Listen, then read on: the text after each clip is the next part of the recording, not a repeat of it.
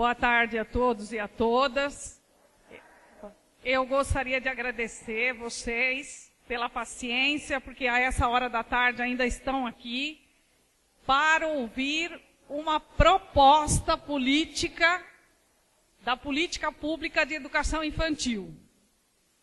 Talvez todo mundo não seja aqui gestor da área da educação infantil, mas com certeza é gestor da área da educação, ou professor, coordenador. E eu gostaria muito que nesses minutos que a gente tem, fizesse realmente, se possível, uma discussão. Eu vou falar algumas coisas para vocês. Tenho certeza que muita gente já está acompanhando as mudanças que estão acontecendo na educação infantil. É pela primeira vez no Brasil que a gente vê essas mudanças acontecendo. Nós tivemos muitos anos, investindo no ensino fundamental e quase que conseguimos, a universalização desse ensino fundamental. Agora todos precisamos fazer nos nossos municípios uma grande revolução na educação infantil. Eu sei que muitos aqui têm creches, atendem crianças de 0 a 3 anos, atendem crianças de 4 e 5 anos já na pré-escola, mas a gente sabe que não é a totalidade das nossas crianças. Muitos municípios ainda enfrentam problemas com as demandas, e aqueles que já organizaram um pouco a sua demanda enfrentam problemas com a capacitação, com a formação de pessoal, e nós precisamos tirar essas barreiras, mudar esses paradigmas no nosso país. Quero dizer para vocês, Mônica, por favor, o primeiro, que a educação infantil tem um contexto novo, dado, inclusive, um pouco por essa linha que eu estou apresentando aqui no slide. É necessário que a gente tenha uma série de ações e que sejam ações continuadas, porque a educação infantil é a primeira etapa da educação básica. Talvez nós todos como educadores queremos muito, que o nosso ensino fundamental seja de qualidade, mas muitas vezes o nosso aluno, ele precisava de um outro contexto e um outro cuidado e um outro tipo de educação lá na ponta. A educação básica começa na creche. Na verdade, a educação do ser humano começa quando ele nasce. Às vezes até um pouquinho antes, nos 9 meses de gestação das mães. É necessário que a gente veja qual é o contexto histórico das nossas crianças. E para isso há necessidade urgente de que nós estudemos qual é o contexto histórico do nosso município. Onde é que essas crianças nascem, como é que elas crescem e como é que elas chegam na instituição de educação infantil. Nós já andamos bastante aí em relação às creches, porque vocês todos lembram que a educação infantil na creche não pertencia nem à política pública da educação. Isso só passou a acontecer depois da Constituição de 88. As creches no Brasil nasceram lá na época da indústria, onde as mães precisavam trabalhar, não tinham onde deixar os filhos, e começaram elas mesmas a fazer pressão, essa pressão para o Estado, para que pudéssemos ter esses equipamentos. E aí eram equipamentos do serviço social. A gente ainda encontra, em alguns estados do Brasil, porque não é só a educação de São Paulo, nós temos um país continental, onde muitas vezes as creches ainda não passaram para a educação. E temos também nos entes federados uma grande confusão. A gente está lá no estado da Paraíba fazendo uma reforma educacional no estado, e lá quem toma conta das creches é o estado, não são os municípios. Agora que vai começar o processo para estar passando para os municípios. Então, o Brasil é um país muito diferente, mas nós aqui no estado de São Paulo temos que avançar na educação infantil em poucos anos. Vocês todos aqui nessa região estão trabalhando na elaboração de um plano municipal. E é necessário que no plano municipal, cada município já possa estar colocando as metas do que vai fazer na educação infantil nesses próximos 10 anos. Até porque quando a gente chegar lá na frente, essas crianças que hoje têm 1, vão ter 10 anos, já vão estar numa outra etapa da educação básica, vão estar no ensino fundamental. É necessário que a gente veja a formação dos professores ou das ADIs, né? O professor Silvio acabou de falar para vocês que há toda uma grande confusão aí em relação ao plano de carreira, e para que os colegas que têm formação também participem dos planos de carreira, que nós tenhamos salários equitativos para todos e que não sejamos professor disto ou daquilo, mas sejamos professores, educadores, fazendo parte de uma carreira com uma boa formação para que as nossas crianças tenham sucesso. É isso que a gente espera, né? Aqui também gostaria de dizer para vocês que a educação infantil no Brasil, ela não tem ainda um grande processo de avaliação. O Ministério da Educação conseguiu em 2009, quando lançaram as diretrizes, escrever um documento dos indicadores de qualidade do ensino infantil. E muitas vezes nós, educadores, até desconhecemos o documento. É um livrinho que tem uns bonequinhos fora, está no site do MEC, e que vocês todos podem estar tendo acesso. Esse documento fala da estrutura da educação infantil, fala do educador da educação infantil, fala da proposta pedagógica para a infância. E isso eu quero falar um pouco aqui hoje para vocês. Talvez a gente tenha que fazer a grande revolução tendo uma proposta nova para a educação infantil. Um regimento novo também, porque muitas vezes o regimento, as regras da escola da educação infantil acabam sendo as regras do ensino fundamental. E são crianças em faixas etárias diferenciadas que têm todo um contexto e todo um desenvolvimento da infância. Me parece bastante crítico que nós, educadores, ainda não estudamos nem nos cursos de pedagogia. Eu falo isso porque eu dou aula num curso de pedagogia e nós ainda aprendemos muito pouco sobre a infância. Nós precisamos aprofundar esse estudo da infância brasileira. Há poucos textos para a literatura, mas nós temos que cada vez mais nos apropriarmos desses textos para entender qual é o contexto da infância pobre brasileira. É muito rude e ela tem que ter uma transformação. E nós, na maioria, eu tenho certeza dos que estão aqui, todos nós fazemos parte aí, trabalhamos numa escola que é pública, numa escola onde essas crianças chegam e precisam ser bem atendidas. O binômio, o eixo educar e cuidar tem que estar em conjunto e há todo um progresso a ser feito na parte pedagógica dessas propostas de educação infantil. Eu, nesse contexto histórico, queria dizer para vocês que o marco principal da legislação é a Constituição de 88, aonde essas crianças e os cidadãos brasileiros passaram a ser sujeitos de direitos. Muita gente não percebeu o texto constitucional. Muitos colegas, agora, quando estão estudando lá o Pacto da Alfabetização, estão vendo pela primeira vez que as crianças são sujeitos de direitos.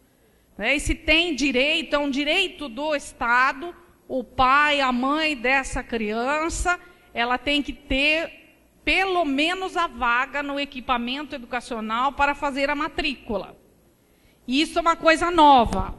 Veio né, na emenda constitucional número 59, que é agora de 2009, talvez a gente tenha que voltar um pouco para a construção do ensino de 9 anos, quando a Lei 11.274 estabeleceu o ensino de 9 anos, naquela legislação já estava embutida a questão da educação básica. E a lei veio para aumentar um ano de escolaridade e não para colocar muito rapidamente crianças de 6 anos na escola, fazendo uma proposta pedagógica que era para 7. Nós tivemos aí uma grande confusão, mesmo aqui no estado de São Paulo, onde não houve um preparo, não houve uma adaptação, e essas crianças chegaram na escola, muitas vezes não conseguiam sentar na carteira que a gente oferecia para elas, né? Eu vi muita criança com o pezinho lá, sentadinha numa carteira alta, que não era para aquela idade. Então, a gente precisa ver muito bem quem é educador, tem que repensar, quem é gestor tem que repensar essas questões que são da infraestrutura, que são da proposta e que são do desenvolvimento infantil. Quero fazer uma referência aqui ainda a essa emenda 59, porque nós, educadores, teremos que ser os portadores dessa novidade nas nossas cidades. As matrículas aqui no estado de São Paulo já estão abertas no GEDAI. Mas muitas vezes o pai e a mãe que tem criança de 4, 5 anos não sabe que tem que matricular. E esse trabalho tem que ser feito por nós. Tem muita gente achando que tem que fazer porque tem mais dinheiro no fundo se tiver mais alunos, né? Essa é uma questão menor. Tem que fazer a matrícula porque essas crianças têm direito à escola. E aí nós temos que educar também a sociedade, ensinar esses pais e essas mães da necessidade da escola com os 4 e com os 5 anos. E temos que preparar essa escola para recebê-los. E recebê-los agora, já em 2014. A gente não pode esperar, embora o Plano Nacional coloque a meta para 2016, nós temos que correr, nós temos que fazer para 2014. Quanto mais depressa a gente acudir essa infância, que muitas vezes é perdida, nós vamos ter uma sociedade melhor, nós vamos ter alunos melhores no ensino fundamental, no ensino médio e, se puder, no ensino superior. Quero dizer para vocês que essa alteração da LDB, ela veio agora em 2013, muita gente não sabe, às vezes até os nossos colegas, então é preciso fazer a divulgação da legislação, porque é um direito dessas crianças. Não é um direito subjetivo igual ao ensino fundamental. Se não tiver a vaga, né, pode ter uma série de complicações dentro da escola e o Ministério Público pode fazer até uma ação. Mas é necessário que o município se prepare para ter as vagas para aquelas crianças que ele tem de 4 e 5 anos.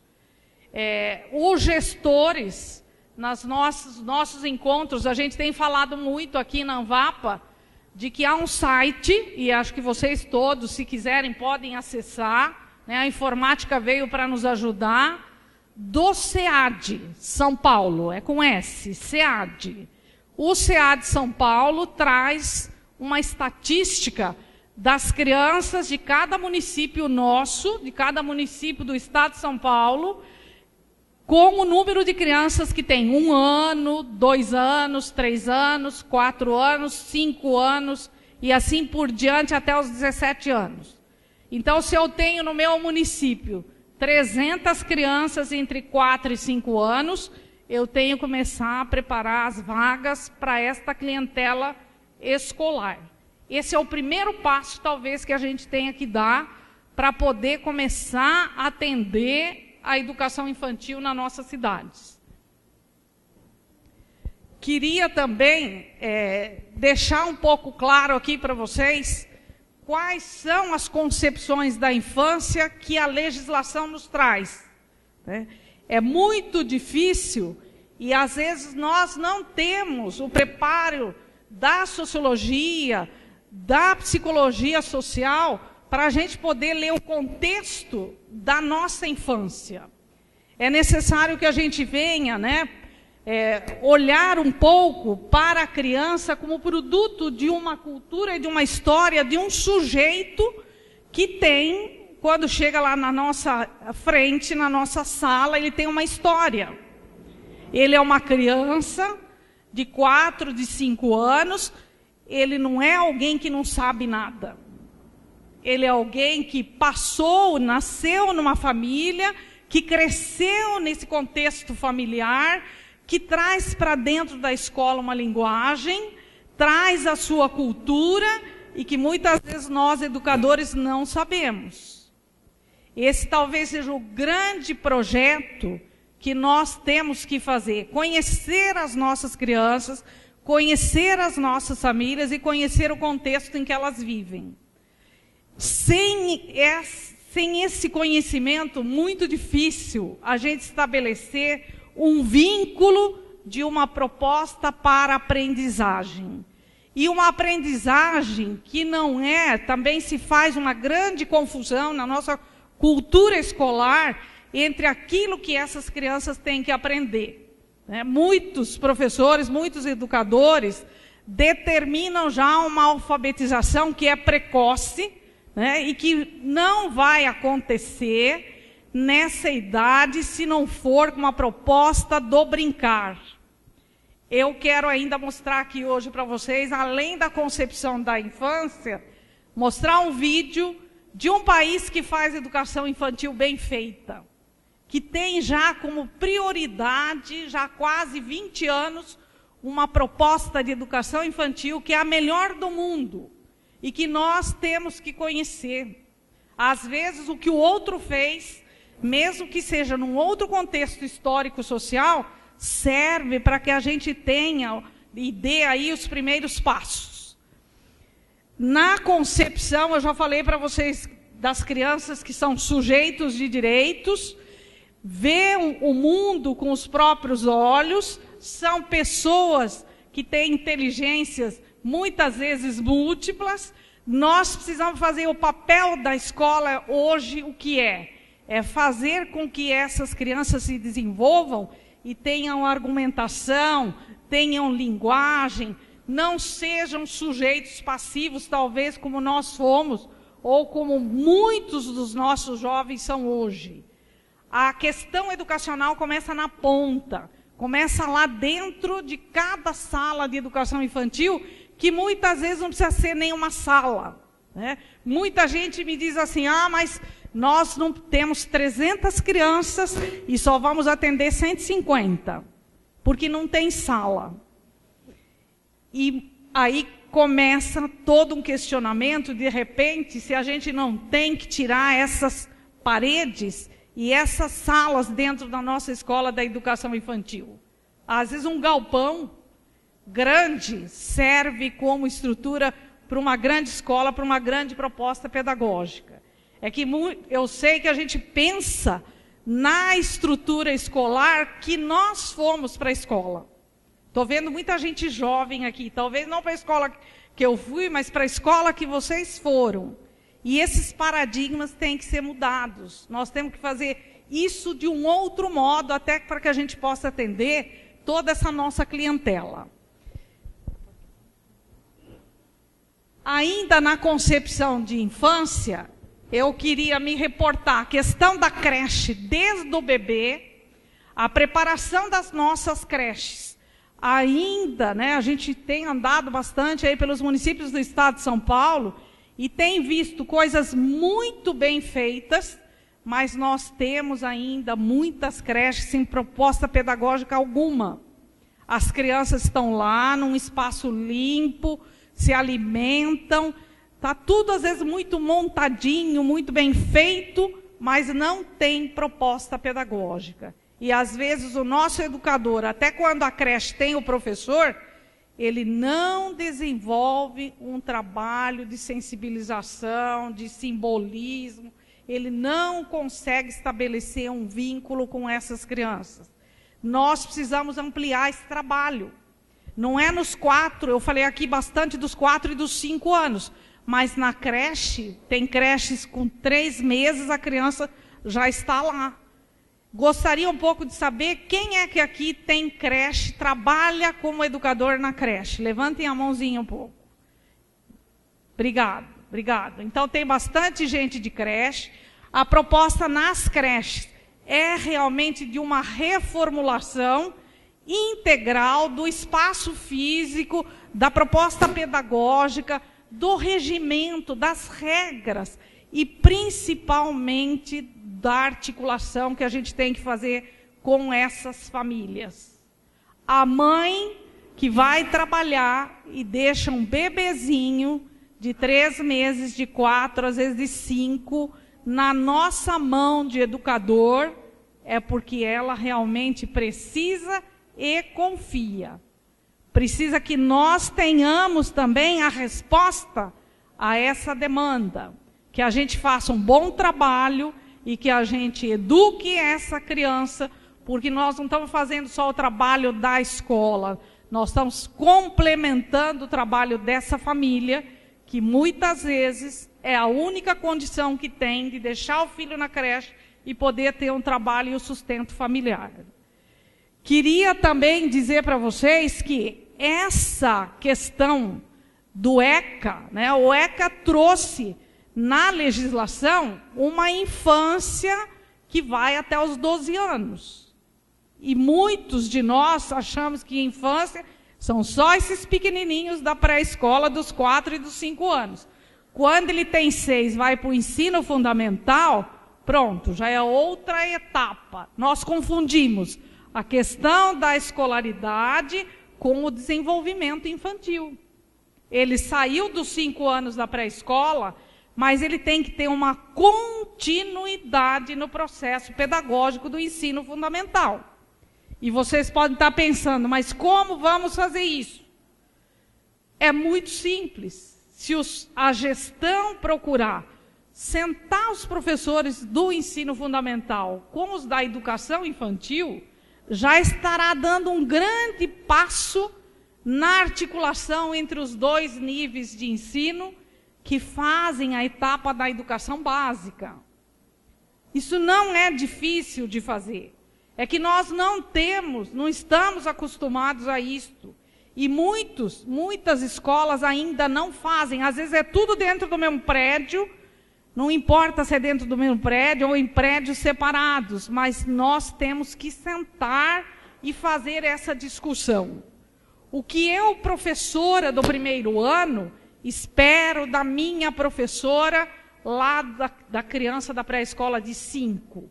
O que é que ela fez com essa criança em 2? O que ela ensinou a essa criança de 5 anos? E o que eu, professora de 6 anos, lá no primeiro ano, vou dar continuidade.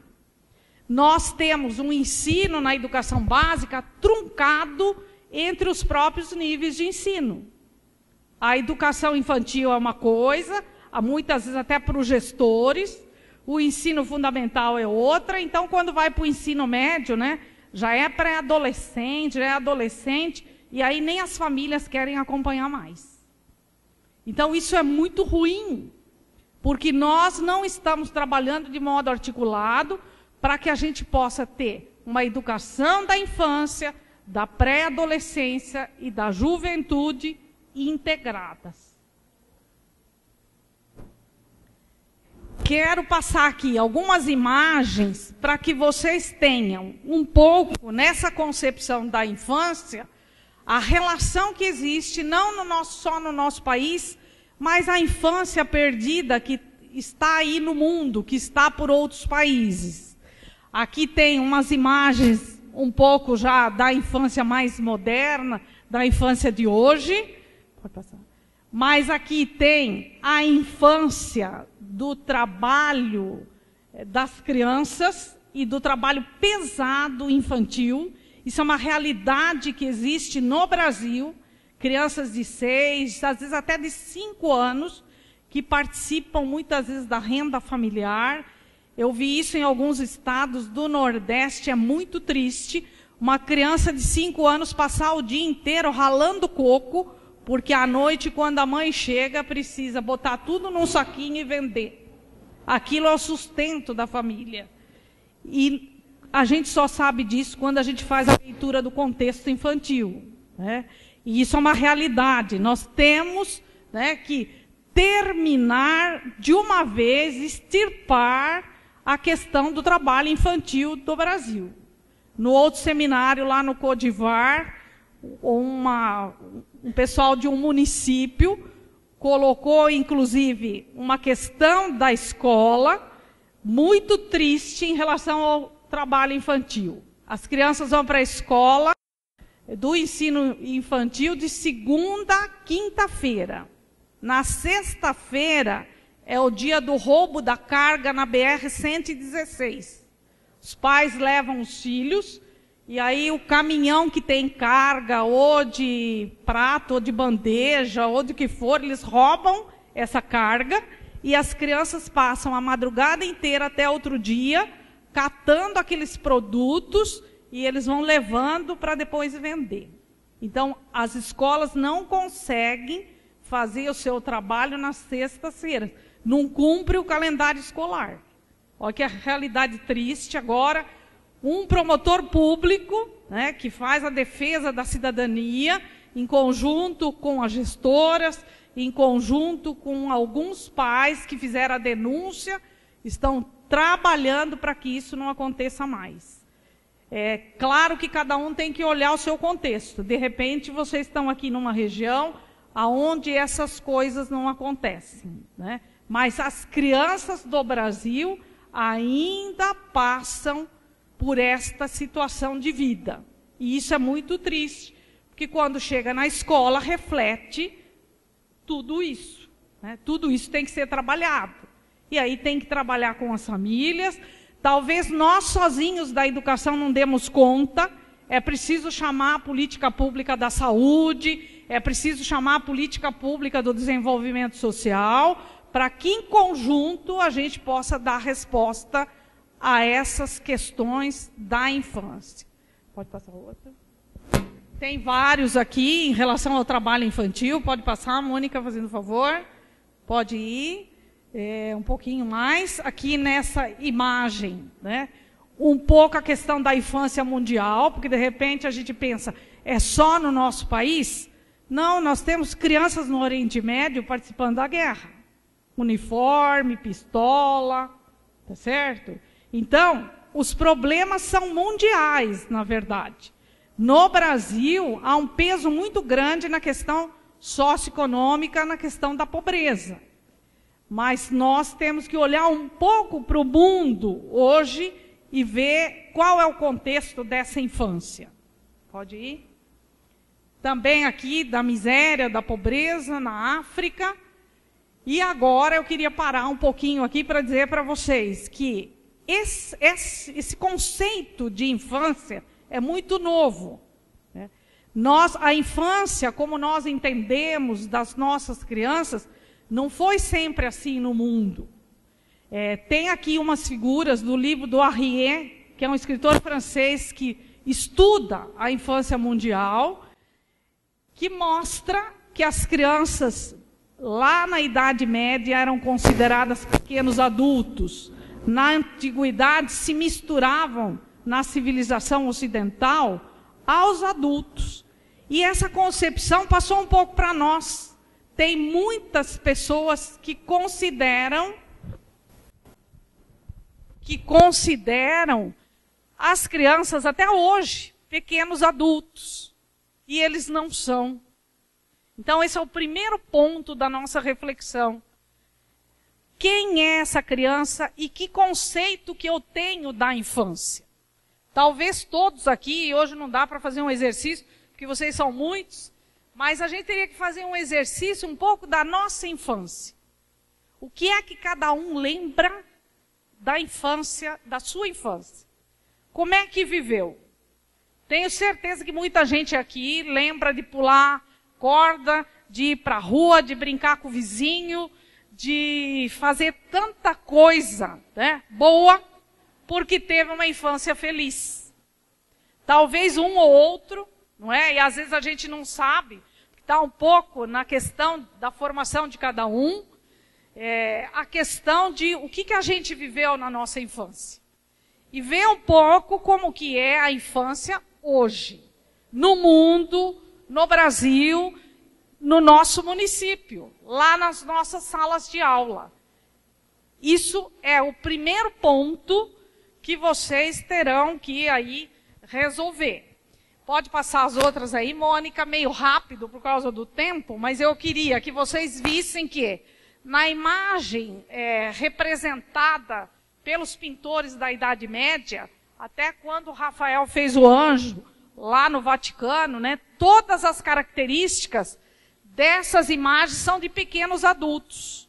Então, no tamanho são pequenos, mas o rosto, os braços, o corpo é um corpo de adulto em miniatura. Então, essa era a concepção de infância que nós herdamos no mundo ocidental. Pode ir passando um pouquinho. Pode passar. Aqui o anjo de Rafael. Volta um pouquinho só, Mônica, para eles olharem. É uma figura conhecida, inclusive na história, quando se estuda a questão do Renascimento, né, depois da Idade Média, e tem essa configuração, a concepção de infância. Pode ir. Aqui um pouco a mistura dos adultos com as crianças. Essas imagens estão no livro do Arrié, mas quem não tiver, quem é da educação deve ter recebido o Manual do Ensino dos 9 anos, um livrinho de capa vermelha, as escolas recebendo do Ministério da Educação, e reproduz estas figuras aqui que eu estou mostrando para vocês. Pode ir. Aqui já a família real, Dom João VI vindo para o Brasil. Então nós vamos herdando da cultura portuguesa essa concepção ainda de adulto em miniatura. Pode ir. Aqui também, né, a vestimenta é igual dos adultos e dos jovens e das crianças, se reproduz a mesma coisa. Pode ir um pouquinho. Pode ir. Pode passar. Todas elas, né, têm a característica, podem olhar e ver que tem a característica, essa figura de Dom João VI, da família real portuguesa no Brasil. As crianças vindas da Europa, elas fizeram um grande contraste com as crianças que existiam aqui. Então, já os filhos indígenas, depois todo o período da escravidão, e nós temos que olhar para o contexto histórico e para o contexto social para ir fazendo todo o estudo daquilo que é a concepção de criança hoje. Nós somos a sociedade brasileira, produto de toda uma sociologia, de um contexto histórico que veio vindo através dos tempos. Pode ir um pouquinho mais? Pode ir um pouquinho mais.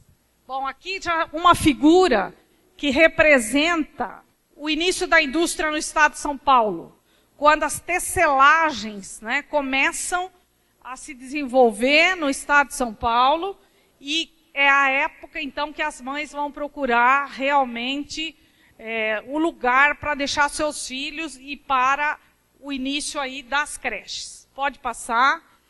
Nós vamos chegar um pouquinho, talvez, né, quem tem a minha idade, ou vocês são mais novas, mas eu fui para uma escola, quando eu comecei a estudar, que eram separados os meninos das meninas. Não sei se alguém lembra disso, porque aqui tem gente muito nova, onde já a sala de aula não era desse jeito. Mas aqui representa bem, né, a carteira individual ou de duplas, a caneta tinteiro e a escola de meninos e de meninas, né? Foi assim que a herança brasileira veio se desenvolvendo. Pode ir. Pode ir. Bem, agora tem aqui um slide que representa a infância moderna e a pré-adolescência.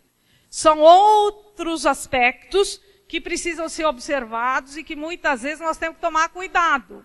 porque as nossas crianças hoje, os nossos pré-adolescentes já estão com a agenda lotada, né? Fazem milhões de coisas, e aqui tem uma fala da Coraza, que é uma autora que estuda bastante a questão da infância, e diz assim: a carioca Camila Barcelos, 9 anos, é modelo, pratica ginástica olímpica, esqui aquático, informática, balé e natação. Usa shampoo do Boticário e batons Maria Guria. Acha que o esporte é a melhor maneira de deixar o corpo sarado. Parece que tem algumas coisas que a gente conhece aí, né? E há realmente no consumo hoje uma grande produção explorando a infância. Tem mães nas grandes cidades que perdem dias e dias com seus filhos, suas filhas, dentro de um carro atrás de ser modelo, atrás das firmas que fazem todo esse processo de tornar as nossas crianças, que não deixa também, muitas vezes, de ser uma exploração, né, porque dá muito dinheiro e viram modelos.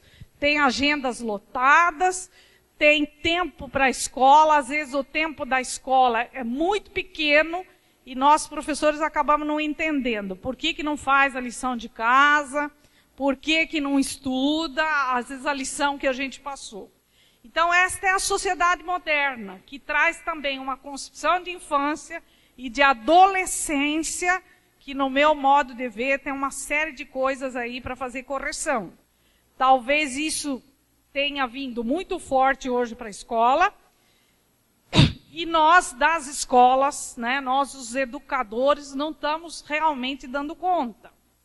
Por isso que talvez precise, naquela roda que eu mostrei para vocês no início, começar uma outra escola, uma outra proposta lá na infância, e esses pais, essas mães entenderem realmente o que é educação e para que servem essas instituições de educação infantil que vão fazer a base da escolarização. Pode ir. Tem mais aqui a coisa da modernidade, só para vocês terem uma visão, né? Os concursos de beleza, as coisas que a gente vê aí pela TV e que muitas vezes nos assustam e às vezes nem nos assustam mais. Né? Tem muita gente vendo as crianças na novela, às vezes fazendo um papel terrível. Aquela criança não devia estar ali na novela das 8, devia estar estudando, né? E de repente ela se torna um símbolo daquela novela e nós todos às vezes acabamos batendo palma, né? Achando que está muito certo, muito correto o que está sendo colocado ali. Aqui eu queria um pouquinho que vocês observassem essa foto do lado de cá. É uma fotografia do Sebastião Salgado, que é um fotógrafo brasileiro, o mundo inteiro conhece Sebastião Salgado, e ele representa a pobreza da escola brasileira. E muitas vezes essa expressão desta menina, nesta foto, é a expressão de alguém que a gente tem lá na sala de aula. Aquele que está lá no cantinho, né? Nós sempre lembramos, como educadores, aqueles que muitas vezes são os indisciplinados, né? São os terríveis, mas nós não acudimos quem tem esta expressão e que às vezes está lá no cantinho da sala, nem para o recreio sai e o professor não se dá conta do sentimento, da tristeza, do que está passando na vida dessa criança. Pode ir, já falei um pouco da concepção. Quero falar aqui rapidamente da questão dos princípios da pedagogia da infância. Isso é uma coisa bastante nova. Se vocês quiserem anotar, tem um livro da Tereza Jubim, que é uma educadora da USP, que fala bastante dos princípios da pedagogia da infância. Nós, educadores, temos que rever toda essa questão do que ensinar, de como ensinar, quais vão ser as estratégias de uma infância que tem que ser uma infância feliz, que tem que ser uma infância onde o professor vai ser o grande elo e a grande imagem de uma criança que vai se tornar um dia um cidadão de direitos e um cidadão digno de viver numa comunidade. Pode ir, Mônica?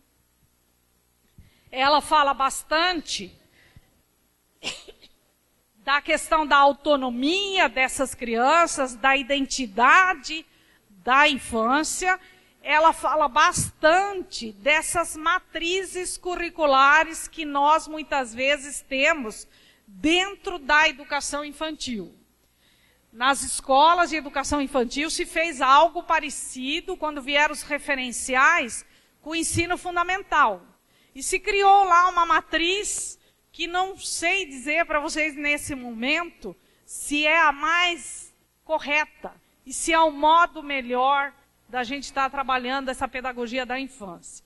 Vocês vão ver depois no filminho lá a experiência de Reggio Emílio, que é uma cidade italiana que construiu uma proposta para a educação infantil, e vocês vão comparar com aquilo que a gente faz nas nossas escolas.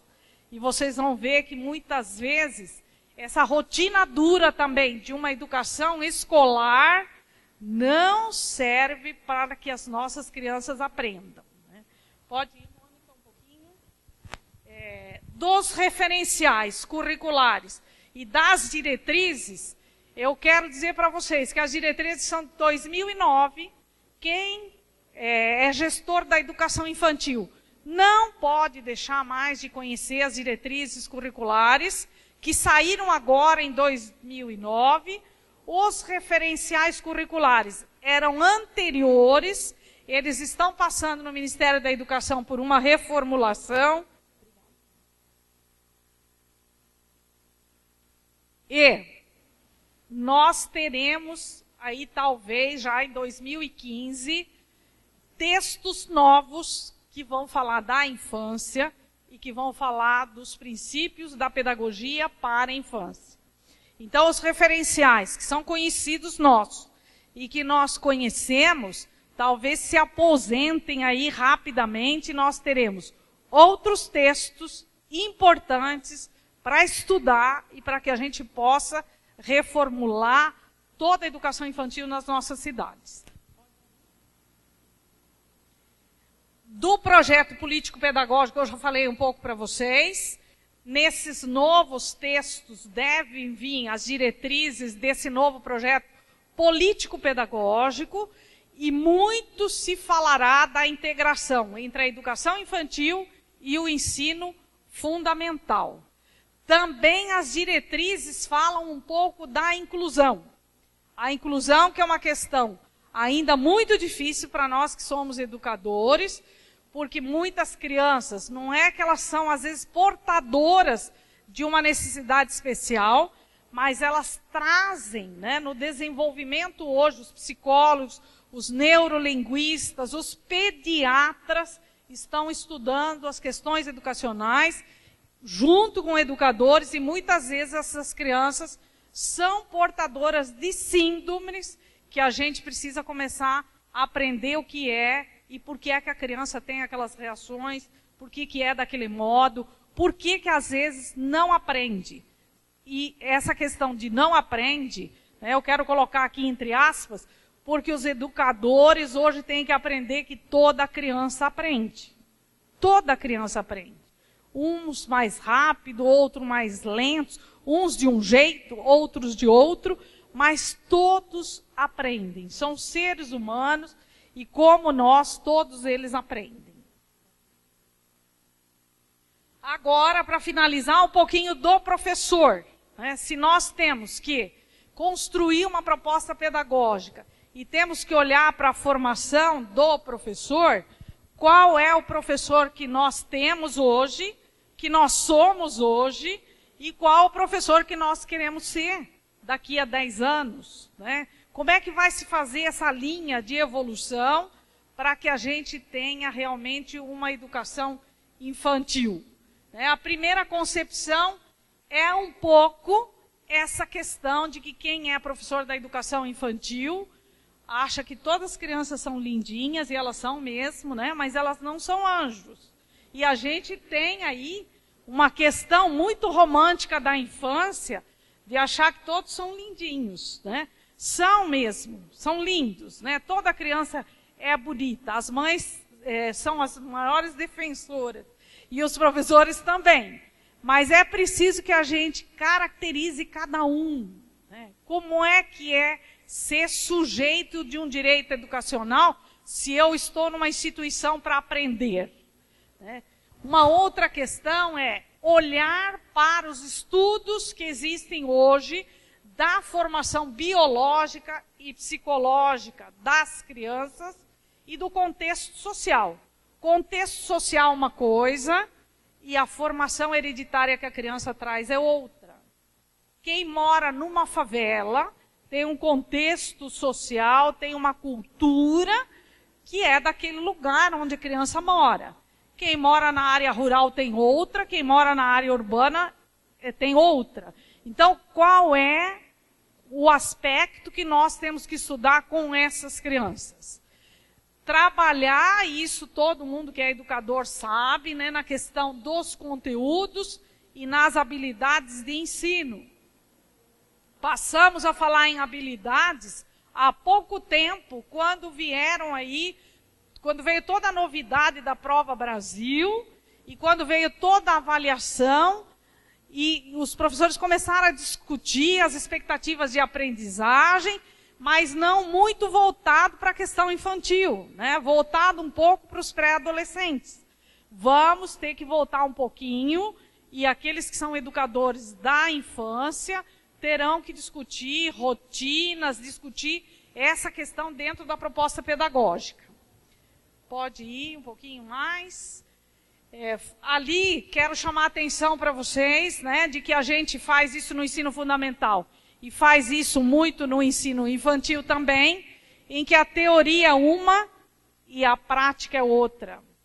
E nós não podemos ter esse contexto. As teorias vêm para nos ajudar a mudar a nossa prática. Então, nós temos que fazer essa prática acontecer, muitas vezes com muita criatividade, com muita argumentação. Criança pequena, a gente trabalha linguagem. Como é que elas falam? O que é que elas entendem? Como é que é essa fala lá no contexto da casa? Se lá na casa todo mundo fala problema, ela não vai falar problema na escola. É preciso, mas aí precisa dar fono. Não precisa dar fono se a gente souber trabalhar a linguagem. Às vezes até precisa, né? Mas esse contexto precisa ser refletido por nós que somos da educação. Bom, finalizando aqui. Não podemos tratar as crianças, acho que vocês entenderam, né, como pequenos adultos, e temos que estudar o que é criança e o que é concepção de infância. Eu queria que você fosse o professor que devemos ser. E agora tem aqui uns slides, né? Um slide pelo menos, rapidinho para mostrar para vocês essa questão de que professor que nós queremos ser. Se cada um aqui é educador, me parece que essas linhas, esses 3 aspectos aqui, são muito importantes no processo de ensino-aprendizagem. Primeiro de tudo, se as crianças são sujeitos de direitos, nós temos que entender o que são pessoas. Hoje nós estamos vivendo muito uma época de conflitos. Então a criança vê, é conflito em casa, é conflito na rua, chega na escola, um joga a cadeira no outro. Então, onde nós vamos parar? A questão humana é essencial. Claro que na escola precisa ter uma questão técnica. Como é que nós vamos trabalhar a linha pedagógica dessa nossa escola? E por fim, qual é o aspecto aí político-social, a cultura voltada para aquelas crianças concretas que nós temos lá na nossa sala? Então é preciso que o professor tenha uma outra formação. A gente sabe que os cursos de pedagogia hoje ficam devendo este eixo de formação, e as pessoas saem lá no último ano do curso de pedagogia sem ter esse preparo e muitas vezes só vão ser bons professores de educação infantil lá na escola porque se dá uma boa formação, porque o coordenador ajuda nesse trabalho, porque o diretor ajuda nesse trabalho. Eu acho que nós podemos parar aqui, eu vou passar para a Mônica, não sei se ficou muito claro, mas eu ainda volto para responder vocês. Quero que a Mônica fale um pouquinho do vídeo que nós vamos ver. A Mônica é coordenadora pedagógica lá da oficina e faz esse trabalho junto com a gente. Obrigada, Alicia. A Alicia estava com tanta vontade de conversar com vocês que ela nem me deixou apresentá-la, né? Bom, mas também ela dispensa apresentações. Em todo caso, a Alicia tem aí uma longa caminhada em defesa da educação, já foi professora de história, foi diretora de escola, secretária de educação, vereadora, sempre lutando muito pela melhoria da educação. E está aqui com a gente para isso também. Bom, como a Alicia falou, a gente vai passar um vídeo agora que fala um pouco dessa criança que até pouco tempo a gente pensava que era um adulto incompleto, né? A criança não é um adulto incompleto, ela é um ser com características próprias. E esse vídeo que a gente vai passar fala um pouco disso. É dessa cidade chamada Reggio Emília, no norte da Itália, que tem 170 mil habitantes mais ou menos, e atualmente é uma cidade que se pode chamar de cidade educadora. Mas essa experiência começou no pós-guerra com um educador da cidade chamado Loris Malaguzzi, que, em contato com a comunidade, eles começaram a pensar alguma coisa que pudesse atender às necessidades daquele momento pós-guerra e das pessoas que viviam aquilo. Então, em conjunto com a comunidade, eles começaram a pensar em outras possibilidades. E também para a gente abrir os olhos para muitas outras experiências que acontecem pelo Brasil. Eu queria falar para vocês de uma delas, que é de uma educadora chamada Maria Amélia Pereira, Apel, que é organizadora, idealizadora de um centro educacional chamado Casa Redonda, que fica na região metropolitana de São Paulo, que faz uma coisa que lembra um pouco Reggio Emília, né? Que pensam os espaços para a criança, e não na visão do adulto, mas na visão da criança. Então vamos assistir esse vídeo sobre Reggio Emília, tá? É um vídeo, ele era inicialmente de 22 minutos, mas eu vou apressando ele um pouquinho em função do tempo, tá? Então eu vou colocar alguns pedacinhos.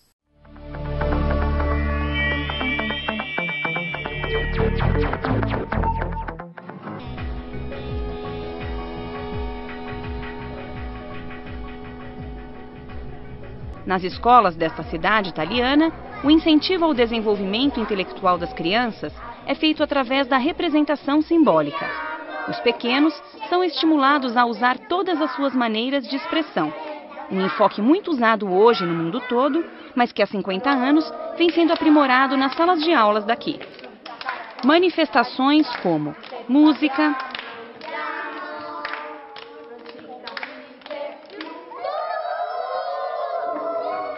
montagem, movimento, pintura, desenho. Reggio Emília passou a ser internacionalmente conhecida por seu trabalho com crianças pequenas em 1991, quando a revista norte-americana Newsweek publicou uma reportagem onde considerava as escolas de educação infantil daqui as melhores do mundo. Aqui as turmas são divididas em seções. Esta é a seção das crianças de 4 anos, das professoras Francesca e Chiara. Como é que é fatto un ponte? Così è fatto un ponte? Sì. Abbiamo visto delle esperienze sui ponti e i bambini della sezione, diciamo, di 4 anni hanno lavorato su dei ponti. Bambini a grande gruppo, bambini a piccolo gruppo, però tutti con delle esperienze diverse. C'è quindi chi ha lavorato con la creta, chi ha lavorato con le costruzioni, chi ha lavorato, diciamo, trovando delle regole di natura matematica, di natura, come dire, una ricerca di equilibri anche molto sottili. Allora, tutti questi, diciamo, linguaggi, queste esperienze concorrono a mettere a fuoco un problema, che è quello della staticità di un ponte, ma anche della difficoltà di creare un ponte assieme, perché un ponte ha una certa simmetria e quindi i due bambini che lavoravano con la creta dovevano trovare delle convergenze di pensiero. Tutti quindi stavano affrontando in un qualche modo i medesimi problemi, anche se attraverso esperienze diverse. A ponte entre as diversas linguagens da criança é feita pelo atelierista. A presença fundamental deste profissional faz parte das propostas de Loris Malaguzzi. E quindi Malaguzzi ha fortemente voluto l'atelierista dentro la scuola per allargare appunto la possibilità di far crescere le potenzialità dei bambini, farli crescere attraverso appunto la possibilità di sperimentare e affrontare, incontrare il mondo degli altri attraverso i 100 linguaggi, 100, 1000 di cui i bambini sono fatti, e quindi l'idea anche di una scuola che non lavora solo, diciamo, sui linguaggi codificati, sui linguaggi riconosciuti, diciamo così, adesso forse potrei spiegarlo meglio, ma che valorizza, come dire, l'esperienza reale. L'esperienza è fatta di esplorazione, è fatta di ricerca con gli occhi, con i profumi, con i sapori e con il gusto, insomma. La mente del bambino e dell'essere umano è multidisciplinare e quindi se, come fece e faceva il professor Malaguzzi, io osservo il bambino mentre conosce, il bambino mi restituisce questo modo di conoscere. Quindi, come educatore, io posso espandere questo che è un modo che già appartiene al bambino, da qui l'intuizione di avere quindi anche i linguaggi artistici, i linguaggi espressivi, che nella scuola tradizionalmente non sono presenti, all'interno della didattica quotidiana. Perché l'altro aspetto importante è che la figura dell'atelierista non era un artista, non è un artista che entra e fa attività di laboratorio, ma è parte del gruppo di lavoro, lavora con le insegnanti nella didattica quotidiana.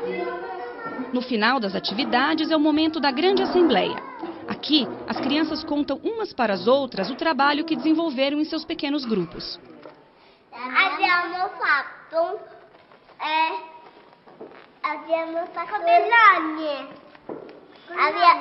Abbiamo fatto rotondo, dopo abbiamo fatto le righe e dopo ci abbiamo fatto. E cos'è questo? È un momento significativo perché ricuci un po' quelli che sono stati anche diversi passaggi dentro la sezione, oppure non è sempre uguale a se stesso, quindi può essere anche un rilanciare, come dicevo prima, al grande gruppo quello che un piccolo gruppo ha ragionato insieme. Quindi noi diamo molto valore al piccolo gruppo, alla ricerca del piccolo gruppo, perché in quel modo, in quella dimensione, si può andare in profondità nei ragionamenti. È molto diverso ragionare a grande gruppo, però ha la sua importanza perché comunque tutti quanti sono dentro e compartecipano ad una discussione e quindi un tema via via si allarga, diventa patrimonio di tutti.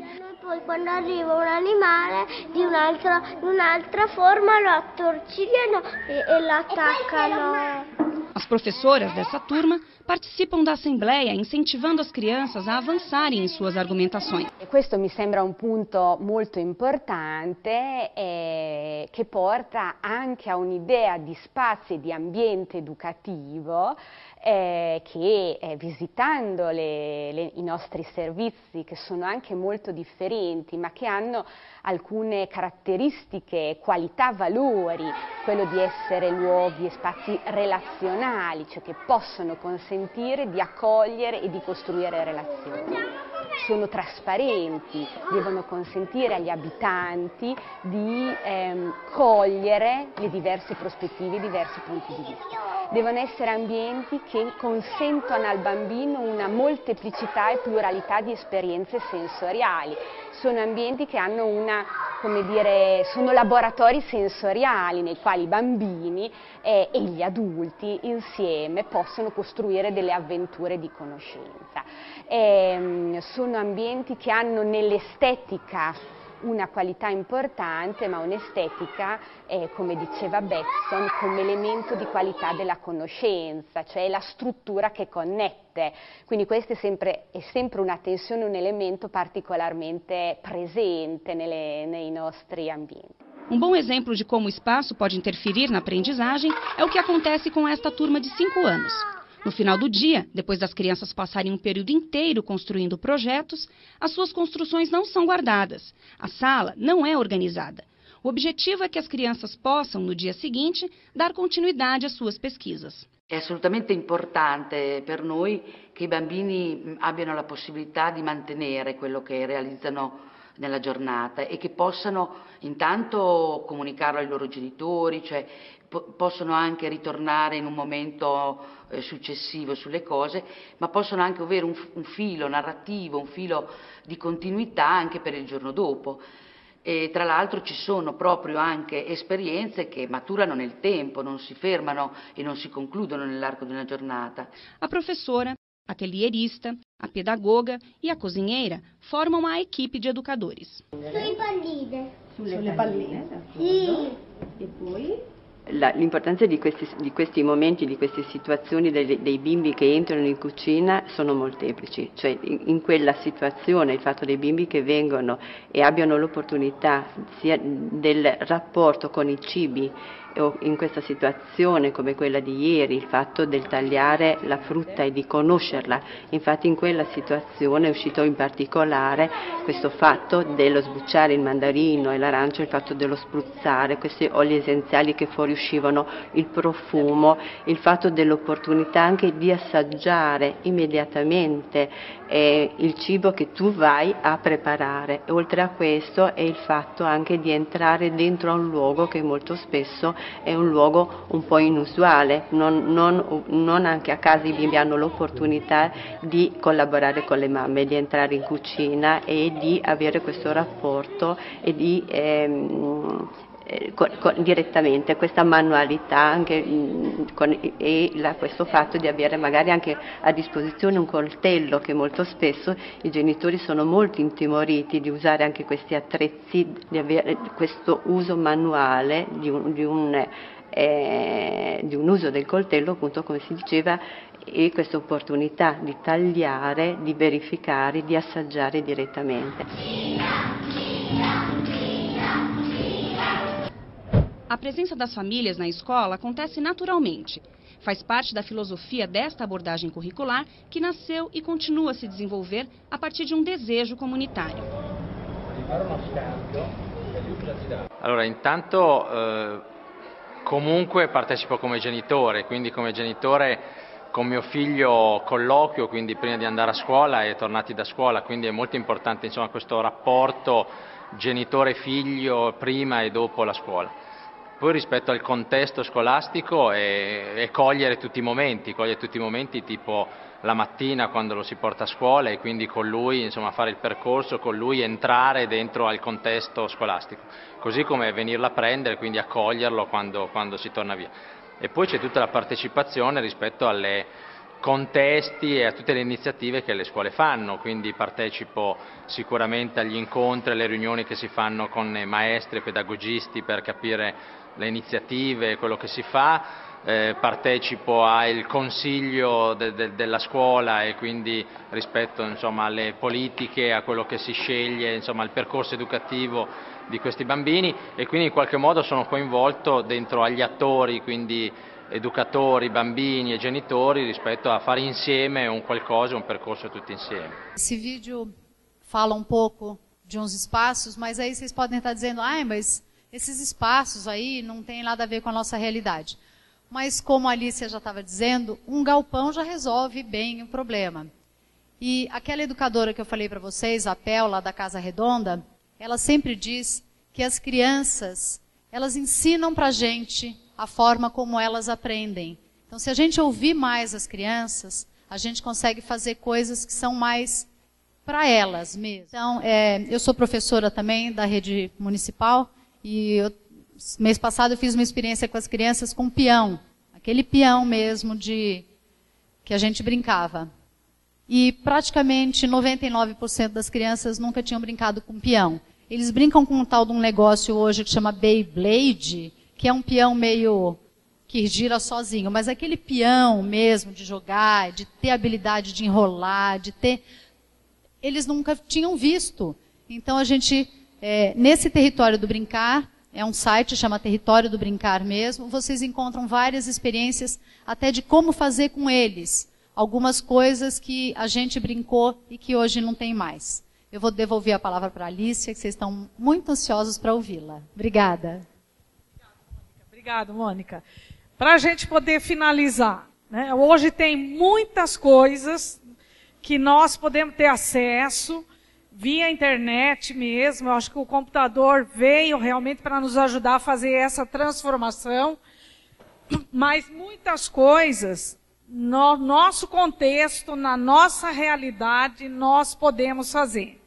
Todos nós temos uma formação de educadores, toda a gestão escolar hoje no Brasil está voltada realmente mais para a educação infantil. Os próximos anos serão assim, até que a gente consiga realmente ter uma boa educação infantil, uma educação de qualidade na base onde a gente precisa realmente intervir. Eu ainda queria fazer referência aqui à Prefeitura de São Paulo. Tem também no seu acervo, no site da própria Prefeitura de São Paulo, tem os textos da proposta de educação infantil que eles estão refazendo, e tem vários livros que nos podem ajudar na nossa proposta de educação infantil. Tem jogos e brincadeiras, tem a questão da educação musical, que é essencial, e tem um livro sobre movimento, que é a parte da educação física. Então, se nós quisermos, nós podemos ir atrás aí de muitas coisas que vão nos ajudar a fazer essa revolução na educação infantil.